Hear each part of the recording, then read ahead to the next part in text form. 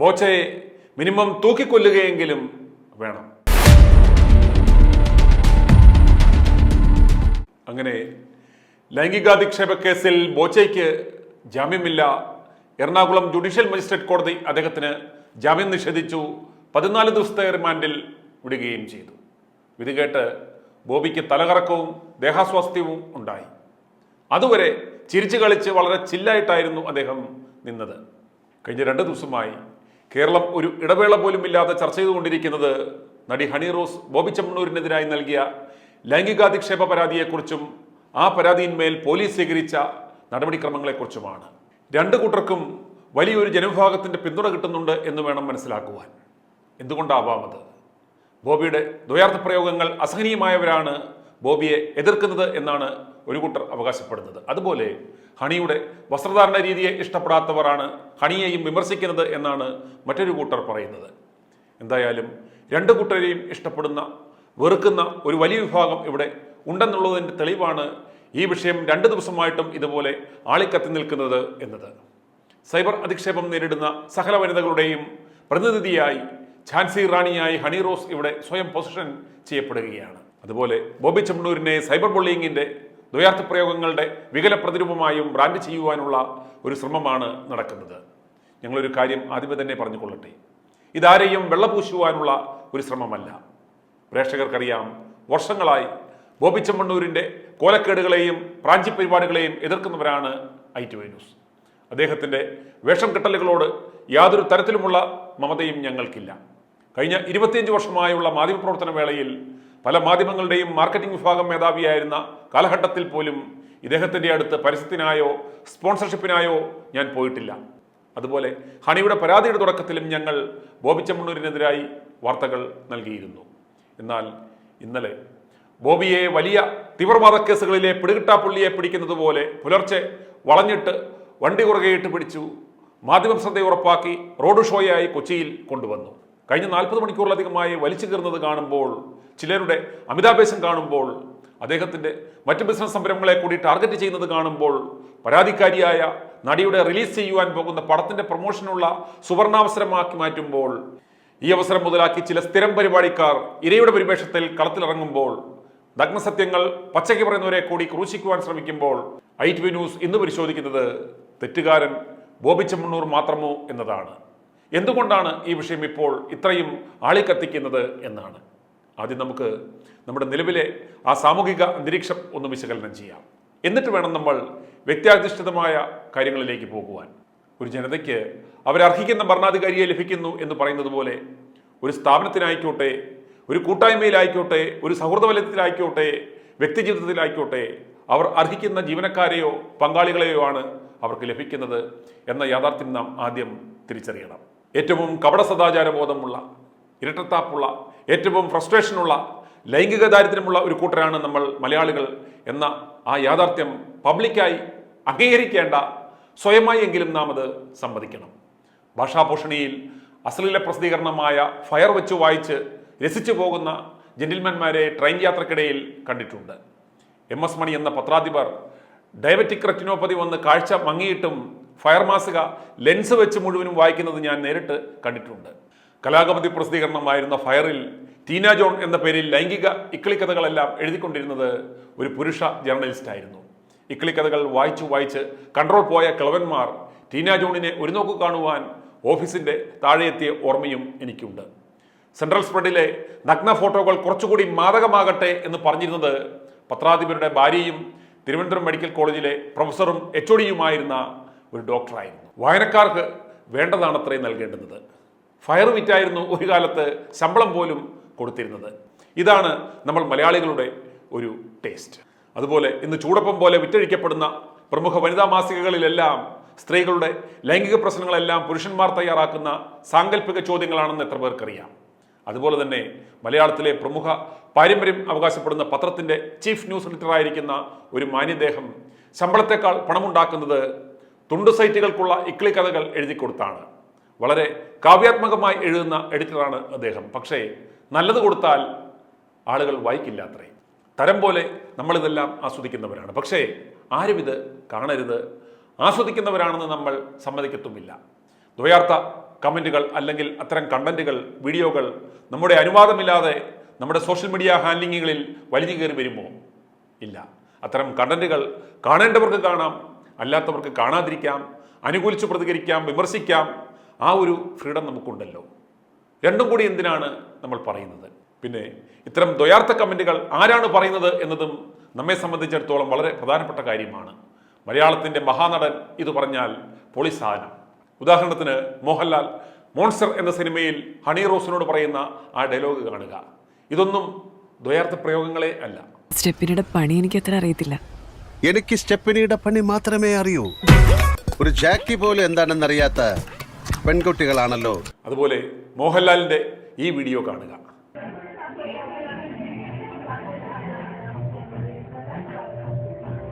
ഉത്കൃഷ്ടമായ ദീപാവലി ആഘോഷത്തെക്കുറിച്ച് ലാൽ തന്റെ കൂട്ടുകാരോട് അനുഭവം പങ്കുവെക്കുന്നതാണ് ഇത്. ഇതെല്ലാം ലാലിസം എന്ന കാറ്റഗറിയിൽ വരുന്ന സാംസ്കാരികമായി വളരെ ഔന്നിത്യമുള്ള കാര്യങ്ങളാണ്. നമ്മളിത് കാണിച്ചാൽ ജിഞ്ചിലിസം എന്ന മാനസിക രോഗത്തിന്റെ ഗണത്തിൽപ്പെടും. അതുപോലെ മുകേഷിന്റെ ആ കാവ്യാത്മകമായ ആരാധകനോടുള്ള ആ സംഭാഷണവും നാം ഒന്നും മറന്നിരിക്കാനിടയില്ല. ഒരാളെ വിളിക്കുന്ന പറഞ്ഞാൽ എനിക്ക് മൈൽ വിലയിലൂടെ നീ തരുന്നത്, മൈൽ വില. നിന്റെയൊക്കെ വിളിക്ക് രാത്രി ജോലിയും കഴിഞ്ഞിട്ട് ഇങ്ങനെ വെയിറ്റ് ചെയ്തിരിക്കുന്ന മേലാൽ വിളിക്കരുത്. പകലൊക്കെ വിളിക്കുന്നത് അന്തസ്സുണ്ടല്ലോടാ, മൈരെ അന്തസ്സുണ്ടല്ലോ മനുഷ്യന്. കൊടുക്കാനല്ലെങ്കിൽ മെഴുകൊണ്ട് അതങ്ങ് അടച്ചു വെക്കുമോളെ എന്നുള്ള ആ പറച്ചിലും മുകേഷ് കോമഡികൾ എന്ന കാറ്റഗറിയിലാണ് വരുന്നത്. വിമർശനാതീതമാണ് അവയെല്ലാം. അതുപോലെ സിദ്ദിഖിന്റെ നക്കൽ എന്ന് പറയുന്നതും തൈരും മീൻചാറും ഒഴിച്ചുള്ള ആ കോമ്പിനേഷനൊക്കെ ഉണ്ടല്ലോ, ക്ലാസിക് കാറ്റഗറിയിൽ ലിസ്റ്റ് ചെയ്തിട്ടുള്ള പ്രയോഗങ്ങളാണ് ഇവയെല്ലാം. അതുപോലെ നമ്മുടെ പൊമ്മനെ പോലെയുള്ള സാഹിത്യകാരന്മാരുടെ കൃതികൾ, നമ്മുടെ കവികളുടെ, സിനിമാ ഗാന രചയിതാക്കളുടെ ആ പാട്ടുകൾ ചെറുപ്പക്കാരിയെ നോക്കി ചെന്തെങ്ങ് കുലച്ചതാണോ മുറുക്കി ചുമന്നതോ മാരൻ മുത്തിച്ചുമപ്പിച്ചതോ എന്നൊക്കെ നായകൻ പാടുമ്പോൾ നമ്മൾ പറയും, ആഹാ അരേവാ എന്തൊരു വരികളെന്ന്. കാമശാസ്ത്രമെഴുതിയ മുനിയുടെ കനകതൂലികേ. അതുപോലെ കാട് കറുത്ത കാട് മനുഷ്യനാദ്യം പിറന്ന വീട്, കൊടുങ്കാറ്റിൽ ചിറകു വീശി വളർന്ന പൊന്മാനിരുന്ന കൂട് എന്നൊക്കെയുള്ള പാട്ടുകൾ കേൾക്കുമ്പോൾ കവി ഉദ്ദേശിച്ചത് എന്നാ മുട്ടാന്ന് മനസ്സിലാകാത്ത നമ്മൾ പറയും ഹാസ്യസമ്പുഷ്ടം, അർത്ഥഗംഭീരം എന്നൊക്കെ. നമ്മുടെ ഏതാണ്ട് ചിന്താഗതികളൊക്കെ എങ്ങനെയാണെന്ന് മനസ്സിലായല്ലോ. ഇനി നമ്മുടെ പോച്ചയുടെ കാര്യമെടുത്താൽ അദ്ദേഹം ഞരമ്പിനും വികടനും ഒന്നുമല്ല എന്ന് മനസ്സിലാക്കണം. നമ്മുടെ ഈ സ്വഭാവ സവിശേഷതകൾ മനസ്സിലാക്കി അതിനെ നന്നായി മുതലെടുക്കുവാൻ ശ്രമിച്ച, അതിൽ വിജയിച്ച ഒരു നല്ല കച്ചവടക്കാരൻ. ഇന്ന് അദ്ദേഹത്തിൻ്റെ ജ്വല്ലറിയുടെ ഉദ്ഘാടനത്തിന് രാഷ്ട്രീയ നേതാക്കളെയോ പത്മശ്രീ ജേതാക്കളായ അഭിനേതാക്കളെയോ കവികളെയോ സാംസ്കാരിക നായകന്മാരെയോ കൊണ്ടുവന്നാൽ ഒരു പട്ടി പോലും വരില്ല എന്ന് മാത്രമല്ല, ബോബിയുടെ വീട്ടുകാർ പോലും അതിൽ പങ്കെടുക്കില്ല. എന്നാൽ നമ്മുടെ ഭാഷാഭൂഷണിയിൽ ഫയർ വെച്ച് വായിക്കുന്ന മാന്യന്മാർ വരണമെങ്കിൽ കൊണ്ടുവരണം. ആരെ? അവരെ കൊണ്ടുവരണം. അവർ കുട്ടിയുടുപ്പിട്ട് സ്റ്റേജിൽ കാലുകളകത്തി ഇരിക്കും. നിങ്ങൾ നോക്കരുത്, ആക്രാന്തം കാട്ടുകയും വരുത്, അസഭ്യം പറയരുത്, അശ്ലീല ചേഷ്ടകൾ കാട്ടരുത്. ഇവർ ആർട്ടിസ്റ്റുകളാണ്, പ്രൊഫഷണലുകളാണ്. അവരുടെ സോഷ്യൽ മീഡിയ ഹാൻഡിലിങ്ങളിൽ പോയി അശ്ലീല കമൻറ്റുകൾ ഇടരുത്. അതിനുള്ള ആത്മസംയമനം നാം പാലിക്കണം. ഇതൊക്കെ കണ്ടിട്ട് വീട്ടിലിരിക്കുന്നതിനെയൊക്കെ എടുത്ത് കിണറ്റിലിടുവാൻ തോന്നും എന്ന് പറയുന്നത് സുരാജ് വെഞ്ഞാറമൂടിന് മാത്രം പേറ്റന്റുള്ള വാക്യമാണ്. അതൊന്നും പരസ്യമായി പറയരുത്, പ്രകടിപ്പിക്കരുത്. സണ്ണി ലിയോൺ കുഞ്ഞുടുപ്പിട്ട് വന്നപ്പോൾ സംസ്ഥാനത്തെ തൈക്കളവന്മാർ വരെ പോയി വായും പൊളിച്ചു നിന്ന് ട്രാഫിക് ബ്ലോക്ക് ഉണ്ടാക്കിയ സംഭവം സാംസ്കാരിക കേരളം മറന്നിട്ടില്ല. ഇതാണ് ശരാശരി നമ്മൾ. അതുപോലെ ഈ എപ്പിസോഡിൽ ഉദ്ഘാടന പരിപാടികൾക്ക് പോകുന്നവരെ കുറിച്ച് ഞാൻ പറയുന്നത് യാതൊരു കാരണവശാലും നടി ഹണി റോസിനെ കുറിച്ചല്ല എന്ന് ആദ്യമേ തന്നെ പറഞ്ഞുകൊള്ളട്ടെ. അന്തരീക്ഷത്തിൽ കൂടെ പറന്നു പോകുന്നത് പോലും എന്നെക്കുറിച്ചാണ്, എന്നെക്കുറിച്ച് മാത്രം പറഞ്ഞതാണ് എന്ന് പറഞ്ഞ് ദയവ് ചെയ്ത് ആരും പരാതിയുമായി പോകരുത് എന്ന് അഭ്യർത്ഥിച്ചുകൊള്ളുന്നു. അതുപോലെ ഏച്ചുകെട്ടലും വെച്ചുകെട്ടലുമായി കൊച്ചുടുപ്പമിട്ട് ഈ പരിപാടികൾക്ക് ഇറക്കുന്നവർക്കറിയാം, സ്ഥാപന ഉടമ തൻ്റെ ആശയസമ്പുഷ്ടമായ പ്രസംഗം കേൾക്കുവാനല്ല വിളിക്കുന്നത് 30-50 ലക്ഷം രൂപ അരമണിക്കൂറത്തേക്ക് തരുന്നത് എന്ന്. അതുപോലെ ആളുകൾ വരുന്നതും എന്തിനാണ് എന്ന് ഇവർക്ക് നന്നായി അറിയാം. അതുകൊണ്ടാണ് ഇവർ പരമാവധി സ്വല്പം വസ്ത്രം ധരിച്ച് ശരീരത്തിൻ്റെ എല്ലാ ആകാര വടിവുകളും വെളിവാക്കി വരുന്നത്.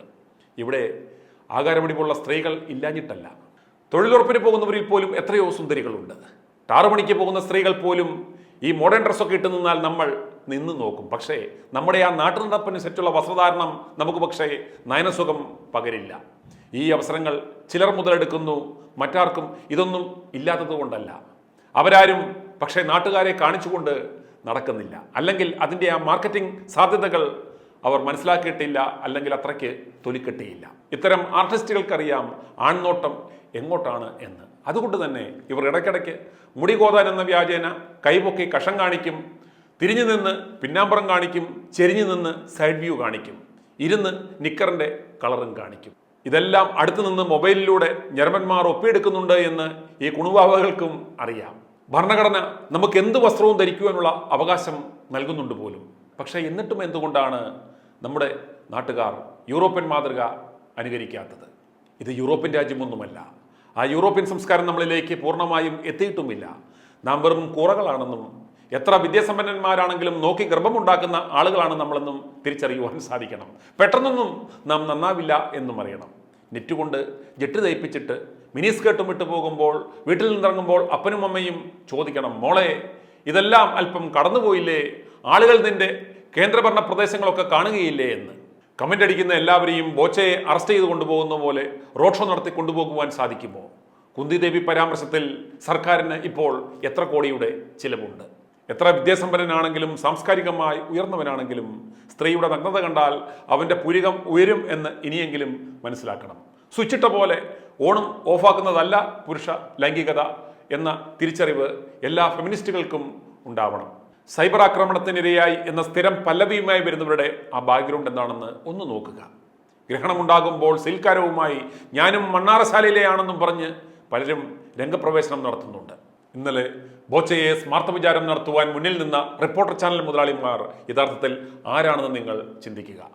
വനം കൊള്ളക്കാരന്മാർ, സ്റ്റാഫായ യുവതിയെ ആക്രമിച്ച കേസിൽ പ്രതികൾ, ഇവരാണ് ബോച്ചയെ വിചാരണ നടത്തുന്നത്. അതുപോലെ ആ ചർച്ചയിൽ ഘോരഘോരം ലൈംഗികാധിക്ഷേപത്തെ എതിർത്ത ഒരു മാന്യൻ കൂടെ പഠിച്ച ഒരു ഡോക്ടറോട് രാത്രി വെള്ളമടിച്ച് ചോദിച്ചത് ഏത് ഭാഗത്ത് ഉമ്മ തരാമോ എന്നതാണെന്ന് ഞങ്ങൾ അടുത്ത ദിവസം പുറത്തുവിടാം. പെണ്ണുകേസിലാണ് ഇവന്റെ അനിയന്റെ മാധ്യമ ജീവിതവും കൊഞ്ഞട്ടയായി പോയത്. ജൂനിയർ ആർട്ടിസ്റ്റുകളെയും സ്ത്രീകളെയും കൂട്ടിക്കൊടുക്കുവാൻ വേണ്ടി മാത്രം ഒരു തടിയനെ മീഡിയ ഡയറക്ടറായി നിയമിച്ച കോഴിക്കോടുകാരനായ ഒരു മാധ്യമ മുതലാളിയുണ്ട് ഈ നാട്ടിൽ. അതുപോലെ വെപ്പാട്ടുകളെ മാനേജ് ചെയ്യുവാൻ മാത്രം, അവർക്ക് എല്ലാ മാസവും പലവ്യഞ്ജന സാധനങ്ങളും പണവും എത്തിച്ചു കൊടുക്കുവാൻ വേണ്ടി മാത്രം ഒരു PR മാനേജറെ വെച്ചിരിക്കുന്ന ഒരു ചിട്ടി മുതലാളിയായ ചാനൽ മുതലാളി ഇവിടെയുണ്ട്. അതുപോലെ അവതാരകരായ പെൺകുട്ടികളെ ദുരുപയോഗം ചെയ്യുന്ന, മൂന്നാമത് കെട്ടിയതും പൊട്ടിപ്പോയ ഒരു ചാനൽ മുതലാളി തിരുവനന്തപുരത്ത് തന്നെയുണ്ട്. ജീവനക്കാരുടെ അടുത്ത് ദ്വയാർത്ഥ പ്രയോഗങ്ങൾ നടത്തി ആത്മഹത്യ നടത്തുന്ന ഒരു കണ്ടനും ഇവിടെയുണ്ട്. ഞാൻ പറഞ്ഞു വന്നത് നമ്മളാരും അത്ര നല്ലവരൊന്നുമല്ല എന്നതാണ്. കഴിഞ്ഞ 40 മണിക്കൂർ തുടർച്ചയായി നടത്തിയ മാധ്യമ വിചാരണ കോടതിയുടെ വിധി പ്രസ്താവത്തെ പോലും സ്വാധീനിച്ചിട്ടുണ്ട് എന്ന് നിസ്സംശയം പറയാം. പരാതിക്കാരി പോലും അറിയാതെ അവരെയും ചിലർ തങ്ങളുടെ സ്വാർത്ഥ ലാഭത്തിനായി ചൂഷണം ചെയ്തേക്കാം. അവരുടെ പടത്തിന്റെ വിജയത്തിനാവാം, അല്ലെങ്കിൽ ബിസിനസ് രംഗത്തെ ശത്രുവിന്റെ തകർച്ചയ്ക്കായിരിക്കാം. ഇന്നലെ മരം കൊള്ളക്കാരുടെ ചാനലിൽ ബോച്ചവധം ലൈവായി നടന്നുകൊണ്ടിരിക്കുമ്പോൾ ചെമ്മണ്ണൂർ ജ്വല്ലേഴ്സിന്റെ പരസ്യവും ബ്രേക്കിൽ കൊടുക്കുന്നുണ്ടായിരുന്നു. ഒന്നുകിൽ ഊഞ്ഞാലാട്ടുക, അല്ലെങ്കിൽ ഉപദേശം നടത്തുക. രണ്ടും കൂടെ വേണോ എന്ന് നിങ്ങൾ ആലോചിക്കുക. പക്ഷേ എന്തൊക്കെ പറഞ്ഞാലും ബോച്ചയെ നമുക്ക് തൂക്കിക്കൊല്ലണം. കാരണം അദ്ദേഹം മാത്രമാണല്ലോ സാംസ്കാരിക കേരളത്തിന് ഇന്ന് അപമാനം. അവസാനമായി കവിയും മുൻ മന്ത്രിയുമൊക്കെയായ സാംസ്കാരിക കേരളത്തിൻ്റെ നിറകുടമായ G. സുധാകരൻ എന്ന മാന്യദേഹം ബോച്ചയെ വളരെ സാംസ്കാരിക ഔന്നത്യത്തോടെ വിമർശിക്കുന്നത് നമുക്കൊന്ന് കേട്ട് ഇന്ന് തൽക്കാലം നിർത്താം. ഇന്നലെ ഒരു പരമനാരിയെ അറസ്റ്റ് ചെയ്തല്ലോ, അവന്റെ പേര് ഒരു സ്വർണ്ണക്കച്ചവടക്കാരൻ. പരമനാരിയല്ലേ? ഞാൻ 15 വർഷം കൊണ്ട് എൻ്റെ ഭാര്യയോട് പറഞ്ഞ അവൻ പരമനാരിയാണ്. ഇവൻ്റെ ഒരു ജാഥയുണ്ടായിരുന്നു കേരളത്തിൽ. പണത്തിൻ്റെ അഹങ്കാരമല്ലാതെ എന്താ, എന്തും ചെയ്യാമെന്നാണ്. പക്ഷെ അവൻ വരും പ്രാകൃതനും കാടനുമാണ്. അവനൊരു സംസ്കാരമേ ഉള്ളൂ, ലൈംഗിക സംസ്കാരം. അത് കുറെ കാലമായി പ്രയോഗിച്ചതുകൊണ്ട് കണ്ടക്കുട്ടികളുടെ കൊടുക്കാൻ ആരുമില്ലാതായി പോയിട്ടിരിക്കേണ്ടത്. ഞങ്ങളാരും അറിഞ്ഞില്ല, കുറെ കാലമായിട്ട് ചെയ്തുകൊണ്ടിരിക്കുകയാണ്. ആലപ്പുഴയാണ് ഞങ്ങൾ തട്ടിയത്, ഉറപ്പാണ്. അതുകൊണ്ട് മ്ലേച്ഛനായ ബോച്ചയെ നമുക്ക് മിനിമം തൂക്കിക്കൊല്ലുകയെങ്കിലും വേണം. i2i News, an eye for truth. i2i news subscribe ചെയ്തിട്ടില്ലാത്തവർ ഇപ്പോൾ തന്നെ സബ്സ്ക്രൈബ് ചെയ്യുക. നോട്ടിഫിക്കേഷൻ ലഭിക്കുവാൻ ബെൽ ബട്ടണും അമർത്തുക.